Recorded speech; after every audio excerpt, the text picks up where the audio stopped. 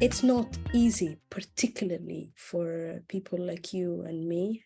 You are approaching your mid-30s, right? Yes.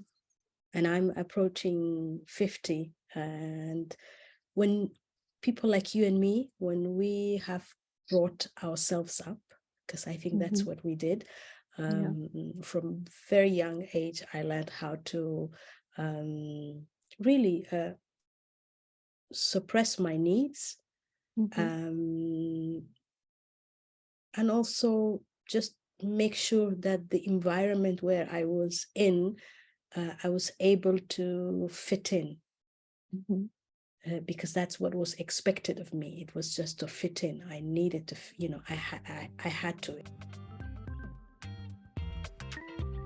And if you're out there and you like this content, we love to make more and share our experiences. Please subscribe, like, and if you have even topics that you want us to talk about, please feel free to leave a comment and let us know if you want us to talk about a particular topic. Yay! Recording in progress. Hello. Welcome to. How are you? Welcome to, for our audience, welcome to another episode of Heart to Heart Conversations. Mariel, Sadia, how are you? Good. I'm feeling a rush of energy with the new month. Feeling Good. A bit stressed, but also like I feel like the last month the energy was very like soft and low and like nurturing. And I can already feel like the energy for this month is like, more aggressive. There's more like aggression to it, more fire to it. Yes, fire is good sometimes. Yes. It's we can't all the time. Life is a journey. It has ups and downs, and fire sometimes either teach us something, or depends how actually you take it. You take the fire. But the fire can be a teachable thing or moment, or it could be something that can push you to move, to Absolutely. make a change. Yeah. So we need fire. Otherwise, if we plateau, I think we're in trouble. If we're swimming in the waters all the time. Yes. we need the sun. We need the sun, the combination of the fire and the heat of the sun. Yes, the heat and the wind too, to sometimes also calm you down and relax you. So you need all three things all the time, so that you can, go to one and the other and appreciate each one, what they offer. Absolutely. How about you? How are you feeling? I am feeling good. I think since we recorded last week, actually we didn't record last week, right? The week before that, yes. So last week we didn't record because my youngest kid had a chicken pox, so he had to stay home for a whole week. And oh my God, yeah, it was tough nights. Tough meaning that it was mainly tough for him because he had all these itchy, the whole body itching, and a toddler, a young baby, doesn't really understand, don't scratch yourself. So he couldn't fall asleep. Like he couldn't sleep for half an hour to 40 maximum. He slept actually half an hour, 40 minutes, and after he would wake up. So he woke up every hour for like 4 nights on a row. He'll catch up during the week, but he was seriously lacking sleep. And so as a parent, you're also staying up these hours, and luckily me and my partner, we were taking turns, so during the day I was able to sleep a bit and catch up, and same thing for him. So if one did half of the night and then the other parents slept, and then basically it was a rota. We were taking turns, and who would stay up, because he really didn't sleep. Wow. But he's back to school now. Everything's good. Yeah. These things, happen, come, then you have to deal with it. At that moment, you're like, but everything passes. Yeah, absolutely. No, and when they're so young, well, when they're school age, it's just so many things. Like they catch every single thing under the sun because there's so many of them, like, oh my God, all of them, and they touch everything, and they, no washing of hands. And yes, February for you was like this. For me, February was not smooth, calm. In the terms of, yes, nothing major changed in my life, but he had otitis is called otit, earache. Yes. So beginning of the month he had earache, where he ended up in emergency hospital. He stayed whole 1 week again, and then he went back to school like 3-4 days. Then it was the carnival holiday, so he didn't go. Yeah, and then he stayed 1 week. So I really spent most of the month with him at home. And when that happens, it's tough, because you're not able to do things, and especially when they're ill, you can't even organize things to take them to the park for them to play, and for you also to go for a walk and kind of get a breather. But yes, my February was tough, but I can't complain. It's no, but it's kids, kudos it's to you kids. for getting through it all. But I sincerely, I'm grateful. These are moments also that make you reflect a bit and understand that, okay, you want to do things, you want to get to places, but you have to stay in the moment. You have to live in the present, because you have a child, and you just cannot, you can't fast forward time. And so you have to just leave the moment and relax as much as you can. Sometimes in the past, I remember, used to make me anxious and go, but now I appreciate that the universe is slowing me down, and I'm just, I kind of accept that, that's it. There's no sleep at night. I sleep during the day. There's no, we can't go outside. Yes, we'll play indoors. So yeah, these are the moments that life, it's part of life's journey. Yeah. Talk about adapting, exercising your adapting muscles. Oh, with children, oh my God, you definitely have, no, you have to adapt. Your needs, no, it's amazing as parents, how much you change, how much you kind of completely, your life slows down, and you accept that you are, that toys everywhere. That's something that I don't find it really easy to accept. I like to tidy up.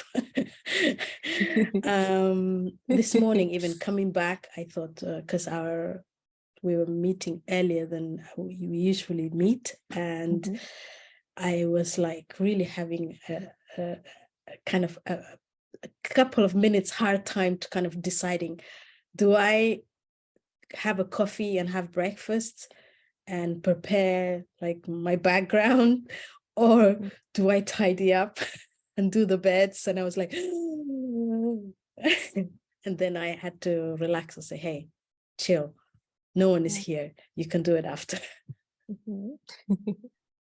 And on that, I think this is the perfect segue for the topic that we have in mind today that we wanted to chat about, which is articulating our needs, right? And I think that some of what you're describing is how would you say um, thinking about yourself as a child and what it was for you then to articulate your needs.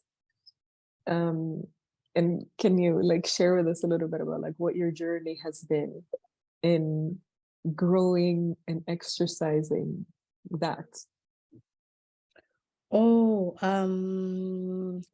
And to start with, I grew up without my biological parents. My mom died after giving birth to me, and my dad died, transitioned, both of them. They transitioned the first year of my life. So I wouldn't say even first year, I think the first couple of months of my life. So I didn't get to meet them and I didn't get to know them. I grew up with aunties. When my mom passed away, my auntie, who was married to an Italian dad, I call him dad. I have two dads, one biological, who is Somali, and then the one who brought me up, who is Italian. So my Italian dad and my aunt, who my paternal aunt, brought me up. And I think up until 5 years, up until I was at the age of 0 to like 5, I lived with them. And I think those years, I do remember my needs being met and being able to, I don't know, kind of, throw a tantrum and get what I want. I really, really remember that. I really remember it very well because there was, at the time we lived, I think up until my Italian dad also passed away years later in my early teens. They lived in an area, very affluent area of Mogadishu, and they had bars and they had Italian clubs and American and, tennis clubs and all that stuff. So in the afternoon, during the day, he would work. And then in the afternoon, Somalia, normally, nowadays, actually, people work late in the afternoon. But generally speaking, you work. He would basically work morning, and then there's a break, long break, lunch break. He would come home and then he'll go back to work and finish work like 4 or 5, sometimes early. And then in the evening, he used to go to this Italian club called Casa Italia, and where they would, families would come. It was basically a kind of a normal kind of membership club with playgrounds and bars and tennis courts, and kind of it catered for the Italian expat living in Mogadishu. Not only Italian, you could become a member, if you could afford the membership. So it catered for non-Somalis, foreigners. And so I would, sometimes he would be playing cards and things like that. So he can't really pay attention to me, and I'm young. And so these days he would want to go by himself, and he'll say, Sadia, today you're not coming with me. I'm going to play cards. And I'll be like, I'll play, throw the biggest tantrum ever and sulk and go behind the door. Actually, my youngest now does the same thing, and I'm like, oh my God. It's a payback for me.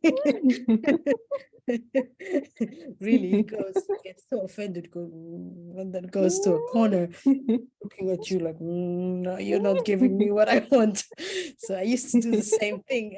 And And yeah, and then I think I've seen him do that, which is so cute. He's like, he looks so cute because it's like, you know, like his yeah, little, like a little grown, you know, in yeah, a tiny body, a grown person in a yes. tiny body. He does the same thing now. So I used to do that, and I used to go behind the door and hide and not want to say goodbye to him. And I knew that that would kill him almost, you know, not saying goodbye. He would not want to leave without saying goodbye, and he'll be at behind the door trying to say to me, Sadi, give me a hug, come and give me a hug. I want to say goodbye, let's say goodbye, wave goodbye. I'll be like, and at some point he'll say, okay, come then. And that was it. That's all I wanted. I was throwing all this tantrum. Mission accomplished. Exactly. And so that's the beginning, kind of the first 5 years to almost 10 years of my life. And then I transitioned. I went to live with my biological siblings, who lived another neighborhood in Mogadishu. And I think there, because also we didn't have parents, and in this house where I initially was living, I was the only child. And there, even though the person, the sibling closest to me, there's a 5-year difference. There was an auntie. It's completely different, you know, culture is different, how you deal with children, how you treat children, how you talk to children, everything is different. So I came to living with my siblings, and this is not to say it's their fault or, you know, I have something against it. No, but it's just the culture.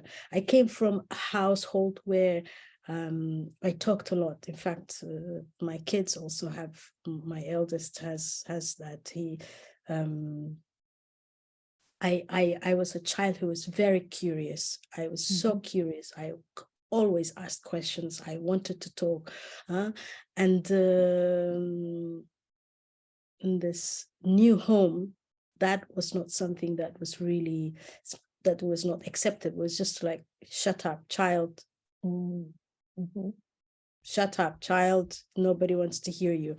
You know, it was that kind of attitude. And it's not particular only to my home. I think it's now things are changing, you know, new generations are kind of adapting and bringing new things and to our culture. But at the time, or traditionally speaking, children really don't have a voice. And so I then kind of had to adapt to this new environment. And from very young age, like 5 years old, I understood, okay, where I could talk and say things and where I couldn't. And yeah, and that kind of as time went by, and my aunt, you know, my auntie and uncle also got older, and then, you know, with some unfortunate diseases, they both passed away. And I started living permanently with my with my family, with my biological family. And that's when we had that's when I it was for the first time that I started really started realizing that my needs were not really met. Now looking back, I know that at the time I didn't know. I was just a child. I kind of, you know, you're told what to do, where not to do, what not to do, where not to go. And I became that child that kind of followed all the rules. And when I broke the rules, I was super told off and kind of almost like shaming. And it's not, it's not particular from my family. I think it comes from the culture. Like, you know, a telling off that's often, you know, so and so and so is doing better and doing this and this, and you're not. That kind of telling off and comparing and kind of shaming you that you're not living up to what you're supposed to be, doing. Yeah. And I brought that to my adolescent, teenage women. And would you say that this piece that you're describing of like being told kind of like when to speak, or you can't, participate in this conversation, or having your voice, invalidated in a way. Do you feel like that stayed with you somehow? Like, was there a feeling there, or what would you say happened there? Yes, it stayed with me. It stayed with me up until what that when your voice gets invalidated, or one of the results of your voice getting invalidated is that you learn how to become a people pleaser. And this people pleasing, and this led me to, even in my mid-30s, marrying someone from my culture, whom it's not because of the person, but I think generally speaking, I knew that as a person, as the kind of woman I am also, I couldn't really see anyone that's compatible with me within my culture.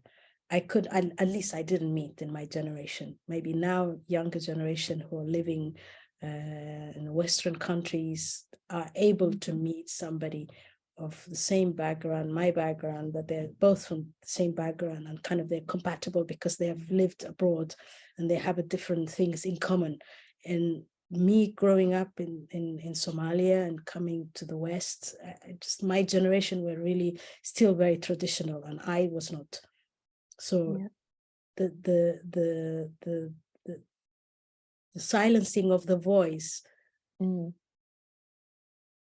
was a result of also the kind of the denial of the self. And that led to me getting married to someone purely to kind of fit in and please my family. Wow. And that marriage lasted 1 year. And I think after that marriage, I understood, I went to therapy, and I understood that this is not going to work. I have to, there was a need for me to be able to be who I am, and accept myself. What about you? Wow. Thank you for sharing that. And I think for me, I don't feel like I have a lot of, like, I can recall a lot of like specific instances of that revolve around needs, or maybe I can, once I start talking. But I think that, similar to what you're describing, I think that also for me, I had a similar experience of, like, I was very opinionated as a child. It was so interesting because actually, now that I say I don't remember, but I do.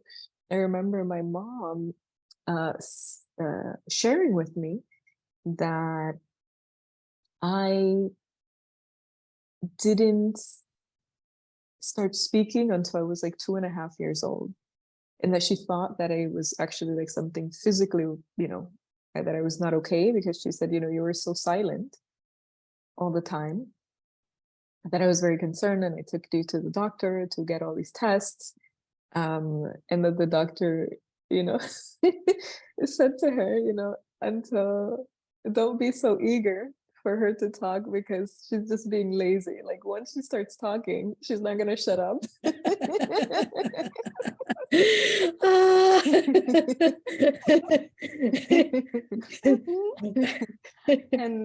And truly, you know, it is what happens.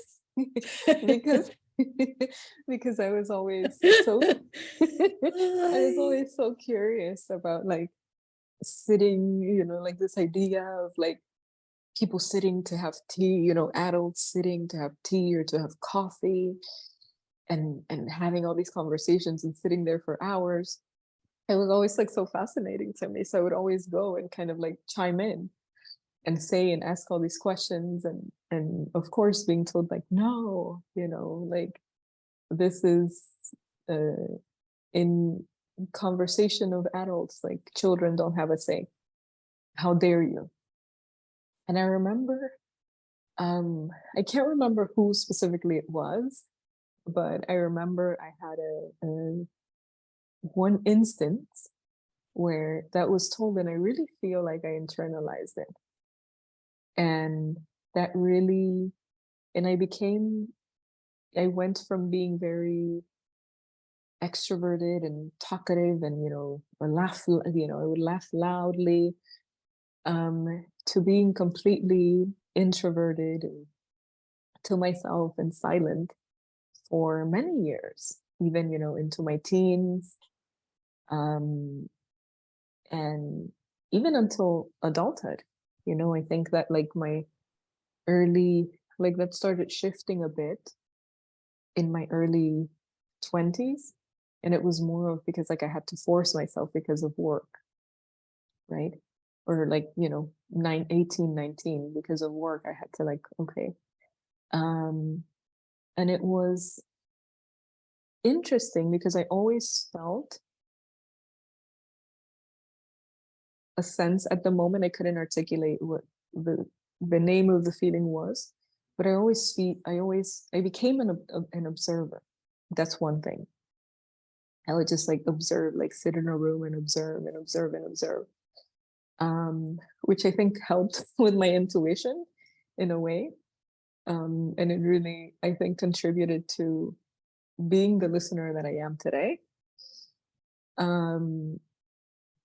Because I would focus more on like the cues of like that this person is saying this, but like they're doing this with their bodies. So it's just like there's a disconnect there. So I kind of like learned to observe the patterns, which helped me, you know, after when I started to study communications and work with people. But I think that for me, I always recall the feeling of feeling like indignant about the fact that I had so much to say and that I wasn't saying it, you know, that there was something stopping me from saying it. And I remember like kind of really carrying that feeling always. And even, you know, in like disagreements of like always just not saying my piece, you know, like not saying what I had to say. And similar to what you're describing of like that role, like taking on that role of people pleasing, but I really resented it. And I felt like I was targeting the resentment towards myself.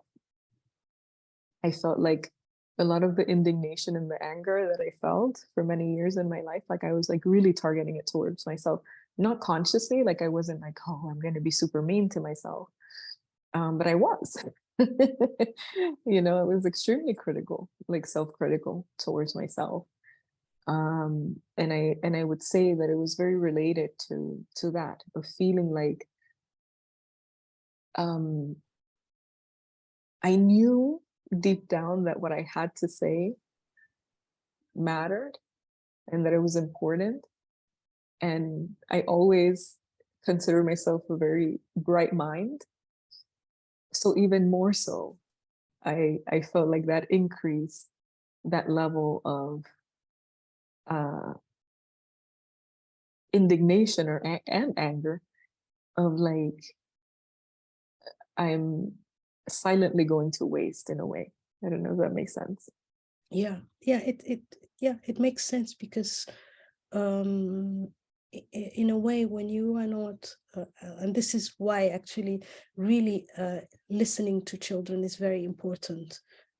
Sometimes I'm not able to listen to my children, but I always make sure that I acknowledge that I cannot listen to them at that moment. I don't say, oh, shut up, don't talk now, or I cannot listen to you now, I don't have time now. But I say, I don't have time now, but I want to hear, can we do this time? So even if it doesn't happen, I'm really conscious that the message that I am passing on is that I am interested to hear what they have got to say, but right now I'm not able to. Yeah, yeah. And yeah, it's that piece is so important. Yeah. It is, and I learned this. No, I didn't read from child psychology book, or no, I learned this from my experience because and this is something that as parents, when you become a parent, often you would be paying attention to all the things that you as a child didn't get. The attention you didn't get, the things that you didn't have. And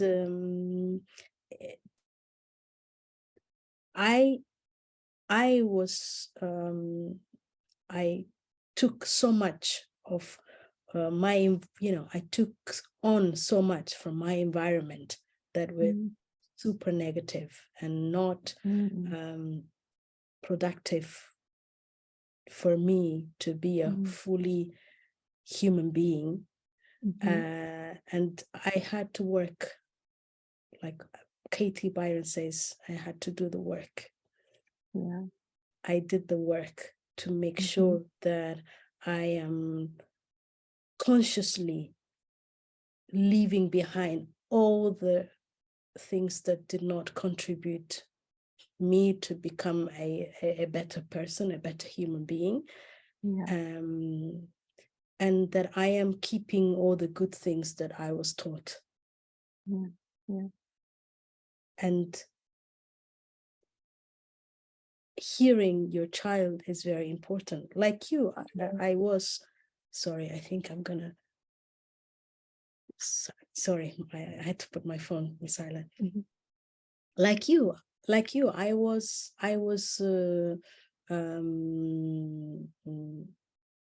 curious.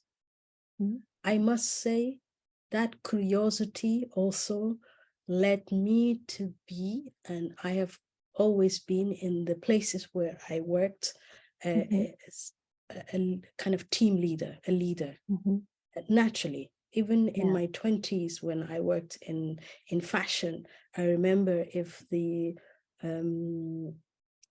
assistant manager was not working that day, and the manager wanted to go out of the store for her lunch break, or she had things to do and she was away for an hour and a half, she would be calling me. Even there were people who were older than me to working in these places. She would call me and say, come and can you take over, and you are in charge for the next 2 hours. And so, because I've always been intuitive, people's person, because the people pleasing also has some positive aspect.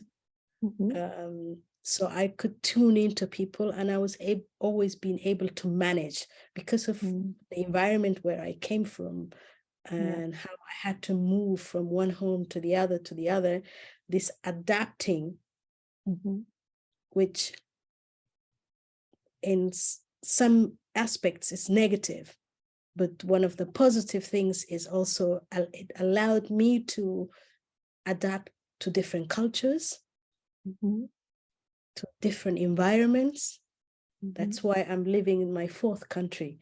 I'm shy from, I'm almost 50, and I think I lived every decade of my life. Probably I lived in one country, but no. So yeah, I'm kind of true nomad in that sense. Yeah, what you're describing with children, it's just like, it's so important, because I mean, when I've been able to reflect back on, I think that I've done a lot of the work that has been helpful for me, has been really like looking at specific stories, and like through the lens of like the story I wrote as a child about, an incident or something that happened that I felt had like a massive impact in how I show up in my relationships and who I became as an adult, as as a grown woman. And the thing, when I've kind of engaged in that sort of work and exercise over the years, the thing that really became so evident to me, that it's like, as a child, you don't have the capacity yet to give some sort of perspective or dimension what's happening. So it's almost like, if something happens and I, in the feeling that comes up for me is disagreement, then, there's no capacity there yet to say, wait a second, it's like, is this, to really give a perspective, to dimension, what is it? Yeah, to give dimension to it in a way. So when I was going through that process of like revising those stories, a lot of it was, at that moment, I viewed it as something massive, and I kind of like internalized it as that. But then as an adult, being able to say, yes, of course, that would have a massive impact. But to give some more dimension to the story of like taking into consideration the environment, the other people involved, their own lived story, like for example, with my mom, of like being able to, I grew up with a single parent, and my mom only, and my brother and my sister, and being able to view it from that lens of like, well, maybe, my mother was trying the best that she could with what she knew then. And it's, kind of the saying of like, I do what I can with what I know now. And then, you know, I can, I know what I know now, and I can shift or change as I grow and as I learn more. Um, and I think that specifically when it came to asking for my needs or articulating my needs, was a huge, huge part of the process, because I felt that because I had so many like frozen needs or unvoiced needs as a child, um, as an adult, I, it was like I would either not say anything and like pile up, that would like pile up, pile up, pile up. And then it would be like an eruption of a volcano when I finally said something. And there was no, being able to regulate how that came out. Or Mhm. warning for the other person that something is not right. Yeah, yeah. And and that created a lot of friction, right, in my relationships. Um, Both because of how I perceived, right, of like how the other person how it will land on the other person. When I finally, after, silencing myself for months or for years in a relationship, I finally got the courage to say something. And then, they retreat, or they, didn't respond how I thought they should have, in a way that would have been comforting for me or reassuring for me. And it was a very difficult and painful process for me, because it was kind of like no in between. It's kind of like very black and white, of like, I either stay silent and say nothing because I already know that it's going to be disappointing. And I'm not going to, get what I want or what I need, or then I would say it in such a way that was fueled with so much anger, because I had repressed it for so long, that then it's difficult for people to, regardless of how much they care about you and how much they love you, to respond to something that feels like an ultimatum versus an expression of, hey, I need this. So it's been, and it has been, an ongoing process for me, still to this day. And particularly, I think that last year was huge for me, a focus in my relationship, and really articulating, well, first of me really getting in tune with the needs that I had silenced for so many years. And it was kind of like a process, like how I think about it, like a visual that I think about it was like going through receipts, like I had all this, like a massive, like a room filled with receipts to the brim. And it was like I was going through this process of like all these instances where I felt my needs were not met. And having to mourn that, right? To grieve that, with the knowing that that I had to accept that maybe that particular circumstance or that particular person couldn't meet those particular needs. And not only that, but that then really taking responsibility for how I was like bringing this room of receipts to someone that had nothing to do with those accounts, those pending pending Pending and invoices. unpaid invoices, yes. Invoices in arrears, yeah. Yeah. I can identify with that. And for me, it's still a work in progress. I am getting better. I'm getting better in articulating my needs, but it's not, even though I've been doing the work, I think coaching and being a coach has helped me, has given me, on top of me being intuitive and kind of people person, has given me insight to, tools and techniques and that I can use to help myself.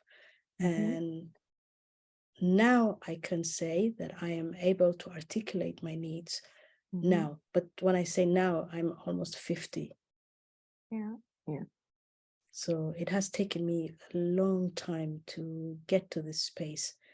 And this process also meant that I lost my family. My biological family cut me off because of this. They basically distanced themselves from me because of me showing up and expressing my needs and expressing, not only expressing, but actually taking the steps to live my life how I saw it fit. Wow. Well, I can feel that. Yeah, You know, it's the anger you're talking about, I know, and I felt. The grieving, I know, and I'm still grieving because yeah, I am still seen in my family as the kind of the black sheep that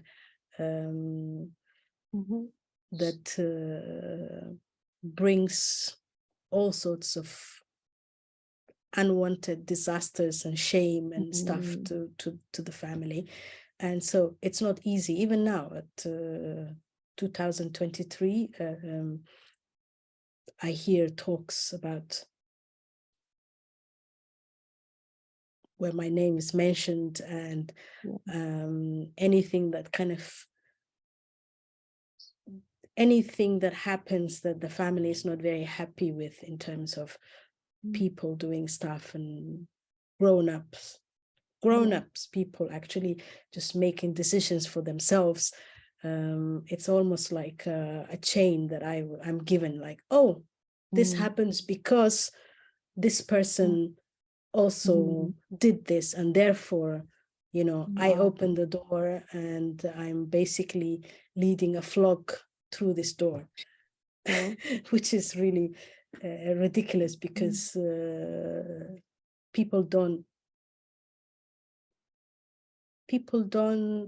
respect that we all have a desire, and we all have the right to do what we want, live life how we see it fit, and that no one is forcing me to do it.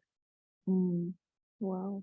But this forcing particularly is super strong in my culture, in terms of if somebody does something, and this is one of the criticism I have towards my culture, is that the responsibility is always given to someone else. Oh, this child drank because the friend bought the drink for them, you know? It's not like, oh, actually this child or teenager or person did want to drink. Nobody forced them, you know, on their throat. If somebody hands me something, if I take it, it's my responsibility. It's not the person who handed me whatever they handed me's responsibility.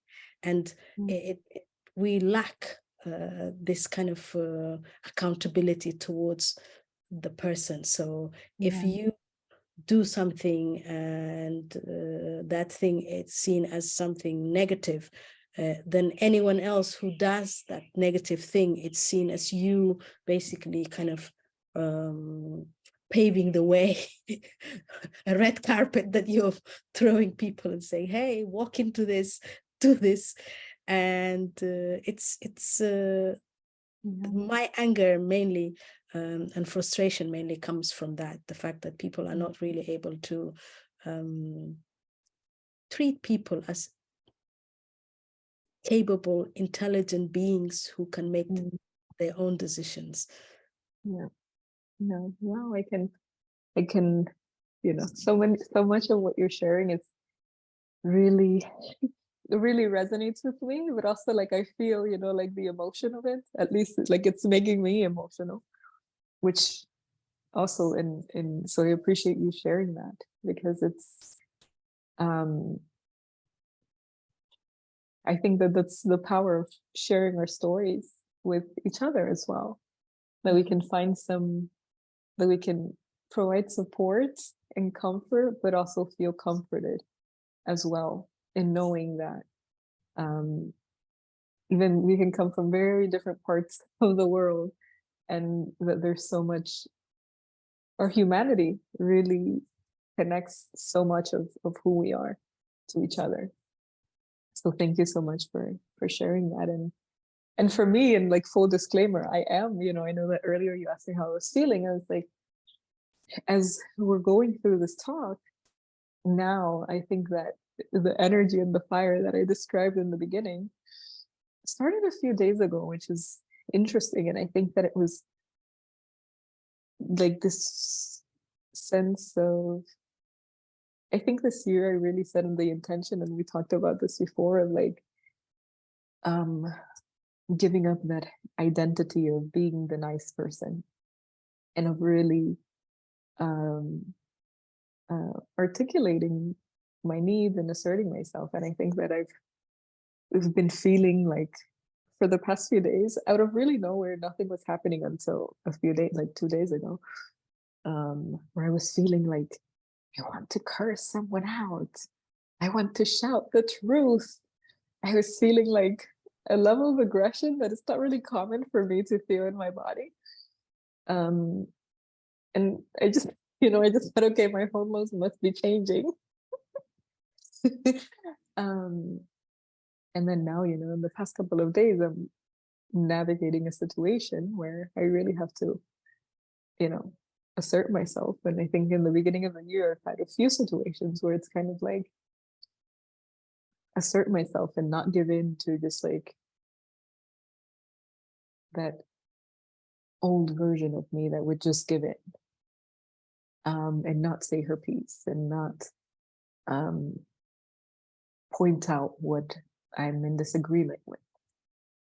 And I think that as we're having the conversation, like I could feel like, and even like what I'm living through, I hardly slept last night. So I'm feeling like sleep is so important to me, that when I don't, it's like I feel so cloudy, and I feel like even now, like finally that like urge to curse someone out is kind of like dissolving, but it's really connecting me to my to what I described earlier, like that sadness of having lived for so many years in situations that felt one-sided, and really kind of like really the sadness of, like you're also saying, the taking the responsibility of like, what were the pieces that I was responsible of creating all of those dynamics and recreating them over and over again. And I think that that's kind of like where I am this morning. So this is very helpful. Thank you so much. Do you think now you are at the stage where you no longer do that, or it's a work in progress? What made you think that the situation you are living now, or you're experiencing now, kind of made you think about fulfilling or kind of accommodating the other person's need? I think, and the kind of like just speaking to the energy and to emotions that I'm connecting with, in the past 24 hours or 48 hours, I would say that I'm definitely taking actions that are completely different, where I am articulating, where I am, standing my ground and being assertive, but also witnessing and allowing myself to feel in my body what that feels like. And I think that even like last night, part of why I was so activated and so like tossing and turning that I couldn't sleep was the allowing myself to, like the energy that was coursing through my body was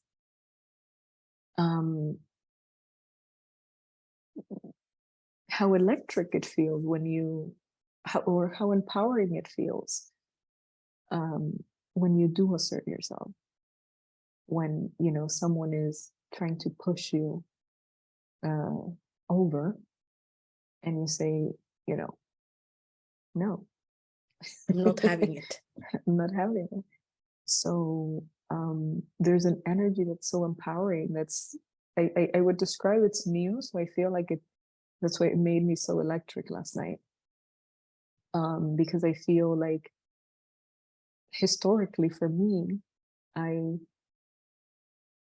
like I described earlier, like I allow myself to be pushed down, to pushed over, and to give in, and to, concede, and to be the one that compromises, and to be the one that takes the greater responsibility, and to the one that's the bigger person. And I'm like so done with that. And truly,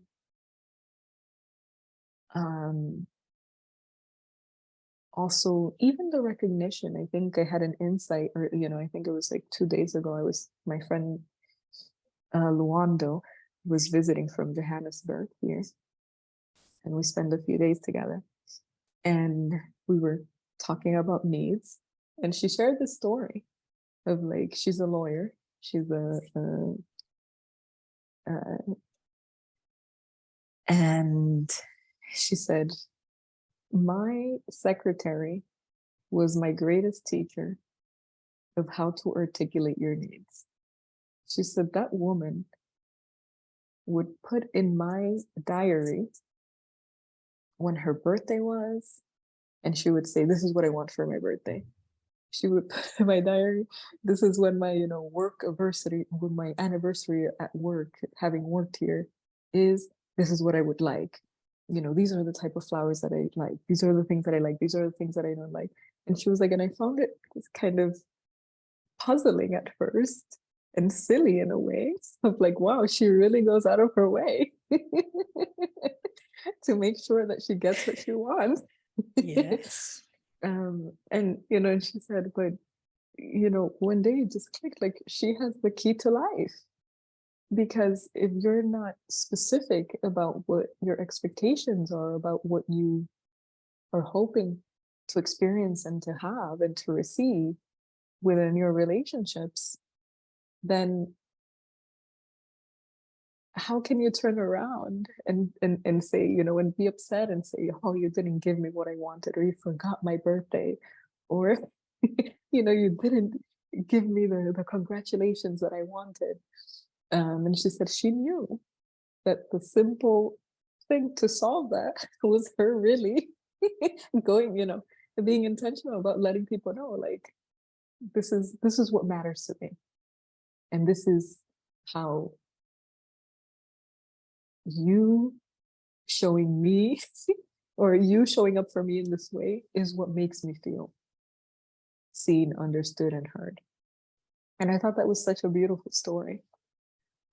It's amazing. I think we can all learn from this secretary, because hey, I mean, my background definitely did not teach me how to articulate my needs. Not only that, I think subconsciously, I don't know if you can identify with this, throughout the years, this is different now, but I remember most of my life, I kind of also excused used my background and what I lacked as a means to kind of be treated, Yes, unfairly, or not, or silenced. I silenced my own voice, because I also told this origin story that said, oh, I come from a not, what's the word? I come from a kind of unhealthy background, emotionally unhealthy background, not physically. And so all the traumas I picked up and all the narratives I picked up somehow translated into, oh, I come from this background. If you somehow came from a background that seemed a bit more together, you had the your kind of your ideas and your way, your needs were much more like kind of legitimate. Yeah. Yeah. And Yes. and Yes, my for sure. needs are not legitimate somehow, because and this is something that actually I am working with my therapist now, is to I've worked on some origin stories that I changed and kind of made it and what I want them to be. But this particular aspect of advocating or articulating my needs, it's something that I find it so difficult. Found it so difficult. I'm getting better now. It's also cultural, coming from a Muslim country, African, being a woman, kind of from girl to a woman, a society that's very patriarchal.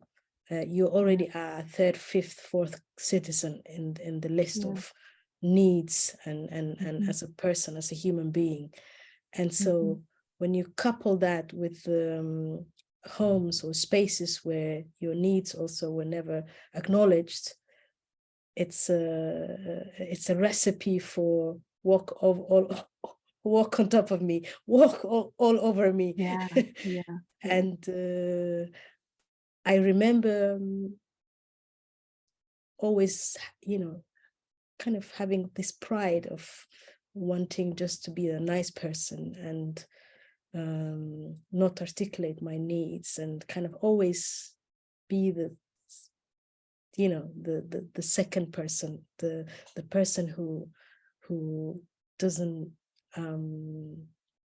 have any demands that my needs are met. Now it's changing, and all these narratives that contributed to that, I'm working on that, and I'm changing that, and I'm a bit more articulate. I'm not 100% there yet, because what happens is, in this process, and if anybody out there, young women who hears this, know that this is really possible. At the beginning, you feel a bit uncomfortable to actually even have demands and kind of want to articulate your needs or advocate for your needs within a relationship. So remember, even if you feel, after saying, hey, this is what I need, and after the conversation, I used to feel guilty. Oh my God, was that too much? Did I say, how about this? Did I look into this? Did I look into their circumstances or their time, or do they want? Even within a couple relationship, like the need to have a time to yourself. I need to have time to see friends, do things, because when you have a young kids, your time is completely, taken by work and family. And sometimes you can get lost in that and completely neglect your own needs and your own emotional well-being. I'm learning that, and I'm learning also not to feel guilty about wanting them and articulating them and having this need.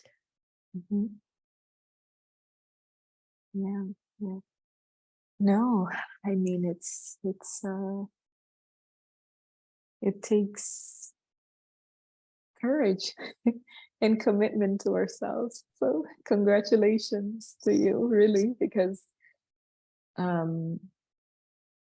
it is a process, and in the process of like not reverting to what we're familiar with, or even when we do revert, recommitting, saying, hold on a second. I remember this one. I remember this, and I know where this takes me, and that's not where I want to go. So I think it's beautiful, and the same, I feel the same. There's a lot, I think, of like self-reflection. I think that I've definitely in the past couple of months really transformed how I show up as it relates to my needs. Because even, speaking about the energy that I was speaking about last night of like tossing and turning and really embodying and feeling the energy of what it feels like to assert your needs, or to articulate your needs and assert yourself. A few months ago, I had an incident with, not an incident, this, well, like it could be categorized over an incident with a longtime friend. And I remember that it's been, in the past 48 hours, I said, wait a second, like that was like borderline verbally abusive. And my reaction to when this situation was unfolding was to be silent and to retreat. And not only that, to then try to make this person feel okay and to be nice to them and to apologize as if I had been the only one to injure someone, when the things that this person told me were so painful and so demeaning and so devastating to me. And I didn't even articulate that. I didn't even have the courage to say to that person, you were a jerk. And that was not okay. And that hurt my feelings and that was painful. And I ended the relationship. I mean the friendship. Or transitioned out of it, created some space. And I think I was really feeling emotional, in the past few days and having similar conversations with Loando of saying, I allowed that, but what took me there? What took me there and what can I do differently next time?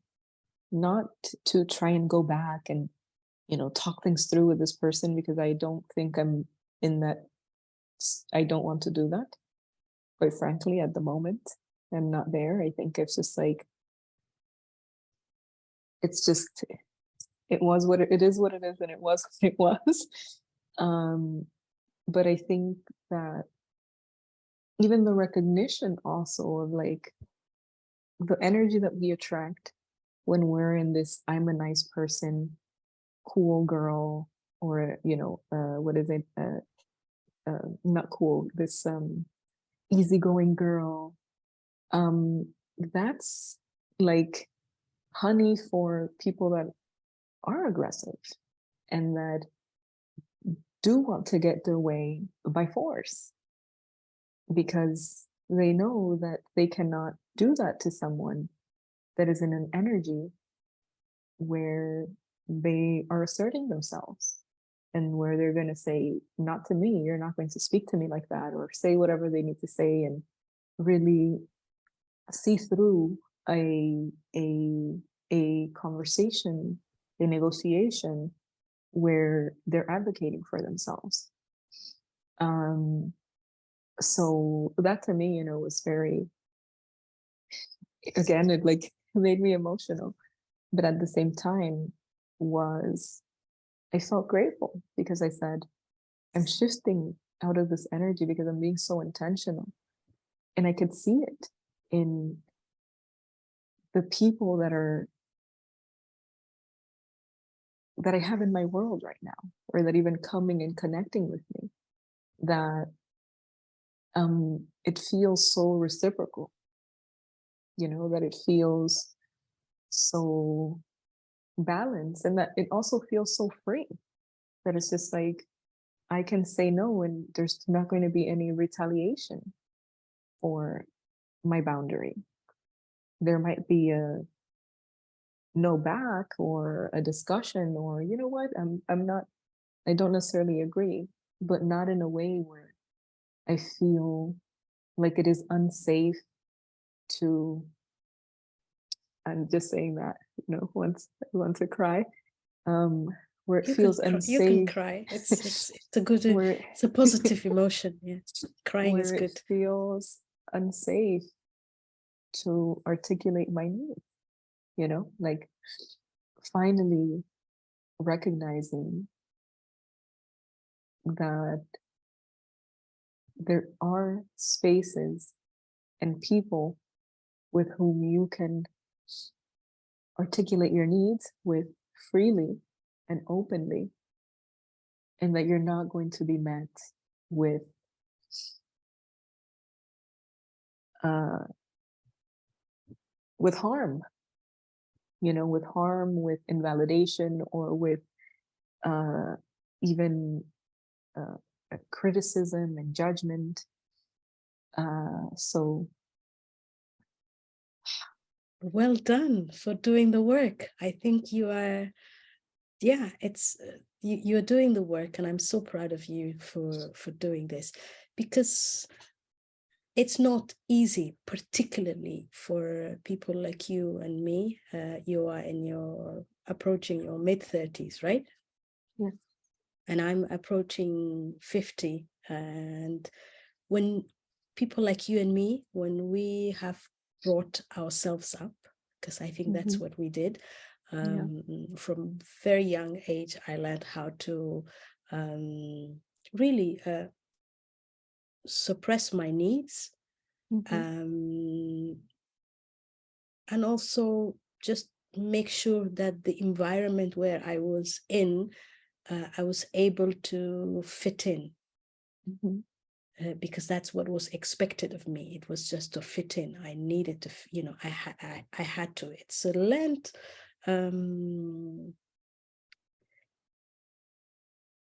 it's a learned, it's not attitude. What's the word I'm missing? It's a Like a mechanism. behavior. That's the one I wanted. Yeah, it's a learned behavior. These are behaviors that we have learned from a very young age, that others matter and others are important, and our needs are not important. So it also kind of gets, how can I say, solidified when you also leave home very young age, and you have to fend for yourself, and you have to make way in this world, and have to learn how to co-work, co-live, co-exist with people. So all of that, what you're bringing, kind of becomes and gets solidified. Then of course you meet friendships that should be a space, kind of a relationship that you negotiate, that you choose, because we don't have a choice with our families. We didn't choose them. Those environments, we did not choose them. We just happened to be born into it. And so when you grow up, and as an adult or as a young adolescent, you also kind of go and choose people who have a similar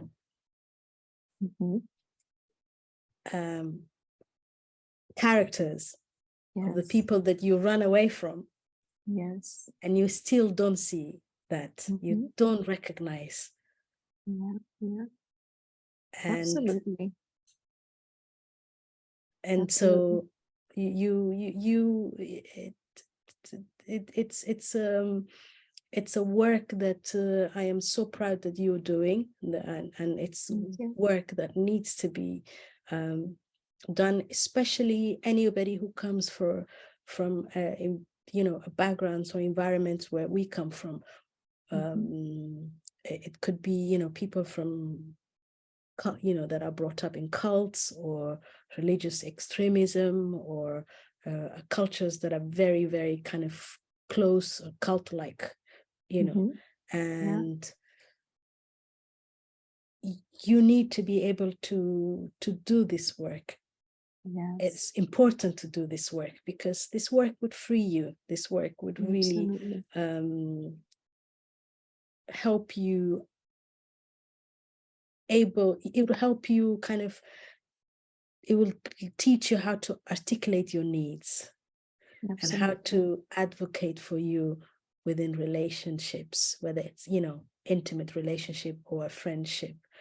And it's not easy, and you will feel guilt, you will feel angry, but it's part of the process. I hope that one day we would be like that secretary your friend spoke about, where we just have a list of do's, don'ts. I'll put it in your calendar for you. Yes. Think of me. Yes. Like, this is how I want it. This is what I want. And yes, that's it. I want this day off, and I'm not negotiating. It's not that you're saying I'm not negotiating, but when you're bringing to the table your needs, that's basically, it speaks for itself. Yeah. Thank you also, and thank you for sharing these beautiful, valuable lessons with me and with the audience that are going to listen to this and watch this. And if you're out there and you like this content, we love to make more and share our experiences. Please subscribe, like, and if you have even topics that you want us to talk about, please feel free to leave a comment and let us know if you want us to talk about a particular topic. Thank you so much. You're welcome. It's been a great ciao.